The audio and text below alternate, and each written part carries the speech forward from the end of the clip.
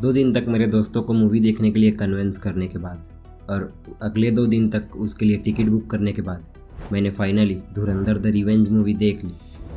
लेकिन क्या आपको इस मूवी में अपना पैसा इन्वेस्ट करना चाहिए या यह सिर्फ एक बीजेपी प्रोपेगेंडा मूवी है?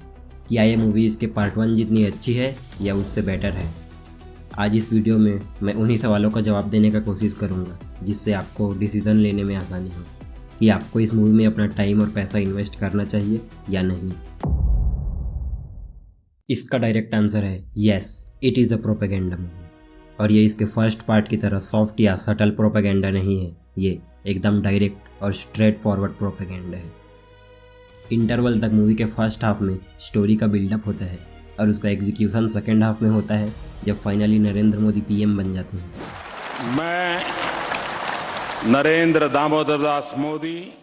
धुरंधर पार्ट 1 में जो हमको अजय सेनियाल के कैरेक्टर के द्वारा सटल हिंट्स दिए गए थे, We need a government which will back us strongly. और कल को यूपी में ऐसा कोई पॉलिटिशियन पावर में आता है जिसे वाकई में हमारे देश की फिक्र हो तो ये सारे सबूत काम आ सकते हैं। उससे हमको पार्ट 2 में क्या होने वाला है उसका आइडिया तो था ही, पर जिस तरीके से डायरेक्टली यहाँ पे मोदी को दिखाया जाता है और उसके पीएम बनने के बाद ही इनके सारे इवेंट्स होते हैं, इससे ये क्वेश्चन बचता ही नहीं है कि ये एक प्रोपेगेंडा मूवी है या नहीं, क्योंकि वो तो उन्होंने खुद दिखा दिया है।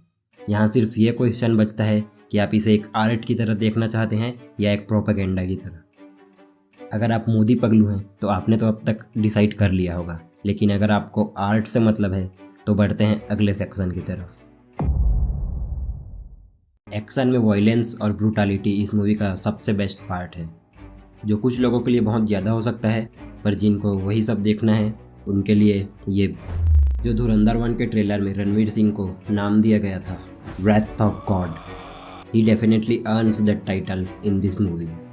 अगर आपको मूवीज़ में एब्यूसिव वर्ड्स और वायलेंस से थ्रिल मिलता है तो this movie is definitely for you.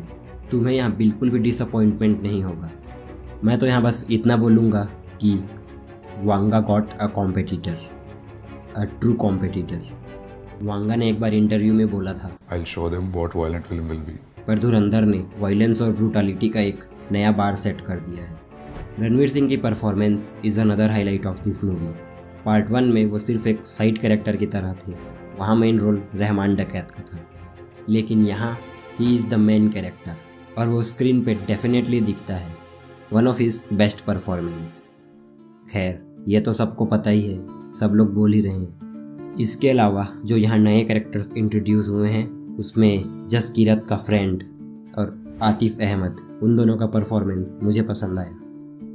इसके गाने फर्स्ट पार्ट से थोड़े वीक फील होते हैं। इसमें 6 ओरिजिनल गाने और 7 रीमिक्स हैं। रीमिक्स को तो साइड कर देते हैं, पर जो ओरिजिनल गाने हैं वो पार्ट 1 के जितने इंटरेस्टिंग और यूनिक फील नहीं होते।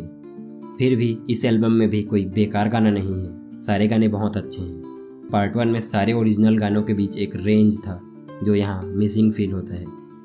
पार्ट 1 में जो हमको दिखाया था उससे थोड़ा बहुत आइडिया तो हो गया था कि स्टोरी कहाँ जाने वाली है, और वो एग्जैक्टली उसी डायरेक्शन में जाती है।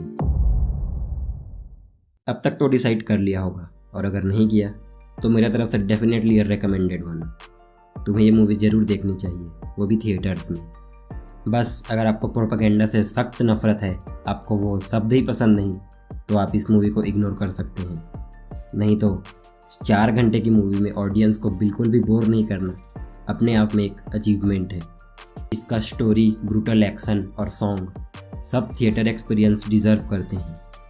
और इस मूवी का एंडिंग, रिव्यू स्पॉइलर फ्री है तो एंडिंग में एग्जैक्टली क्या हुआ वो नहीं बता सकता, पर इतना समझ लो कि इसका एंडिंग इसे बाकी सारे बॉलीवुड मूवीज़ से डिफरेंट बनाता है, different in a good way.